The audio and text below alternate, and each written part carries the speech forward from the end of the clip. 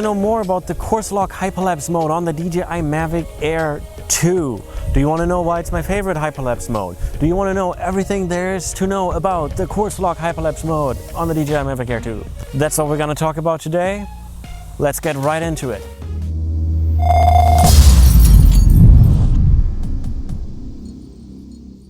Guys, if you're new here, my name is Dan. I do drone how-to videos, video editing tutorials, and epic, scenic, aerial drone videos. If that's the kind of content that you're into, consider subscribing to the channel. And if you really like what I'm doing, click the little bell icon so that you get notified when I do a new video. Let's talk about the Course Lock Hyperlapse mode for the DJI Mavic Air 2, and let's take a look at some cool examples of what you can do with it.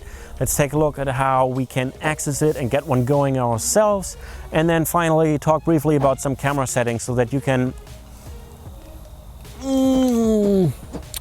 fine-tune it. Here are some examples, including some setup on how to use it. So the Course Lock basically locks the course in a certain direction while you still have control over which way the camera is pointing. So now with this you can get some really cool effects. Like you can see here, you're flying your drone 2,000 feet away from you and you know the sunset is on your right. You lock the course so that it flies back to you, preserving most of the battery life. You start your hyperlapse just by clicking the button up here, and then you rotate the camera to whatever your subject is, whether that's clouds moving or sun setting or boats driving around in a harbor, stuff like that. Now obviously you can also just point the camera in the direction you want it and fly that way and not touch the controls at all, giving you some really cool effects, or even just rotate the drone completely and basically have it fly in one direction but have the camera facing the other, giving you some really cool dynamic effects. One thing to note with hyperlapses in general, and the Course Lock is no different, the less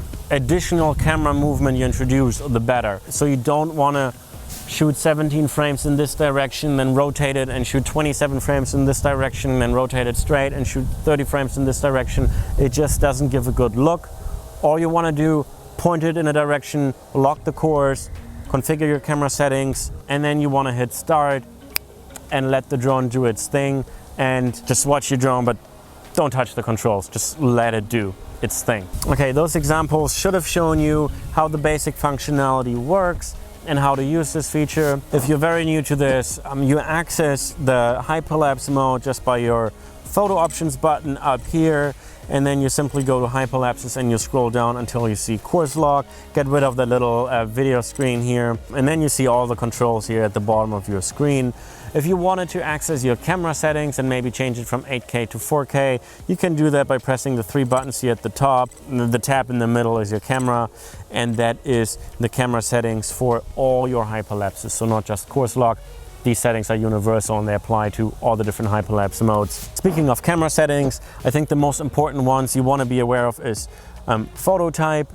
If you don't know how to process raw images or how to batch process raw images, or if you don't want to spend money on software that helps you do that, I would just stick to JPEG. It's a lot easier to find software that batch processes JPEGs without having to pay money. And then your video format here is either MP4 or MOV.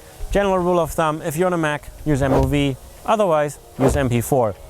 And then finally, the big one is resolution. If your screen looks different than mine and you only see 8K, that means you haven't updated to your latest version. So just head over to the About screen, check the firmware update of your drone and the app version. And if you're on 1.1.6, then you have the latest version and you should be able to see 1080p, 4K and 8K. I'll make a whole video about which one is better. Just keep in mind that in 8K, the drone can only take a photo every 6 seconds. In 4K, it can take a photo every 2 seconds. So that's a major difference, really important to know. And that's the most important settings you need to know for your Course Lock Hyperlapse. Guys, I hope you found this useful. Course Lock is definitely my favorite hyperlapse mode on the DJI Mavic Air. It's the easiest to learn, it's the easiest to master, and you can still get fantastic results with it. I would love to see what you're doing with it. So maybe put your results down below in the comments. I would love to go and check it out. Check out your YouTube channel and maybe we can connect that way.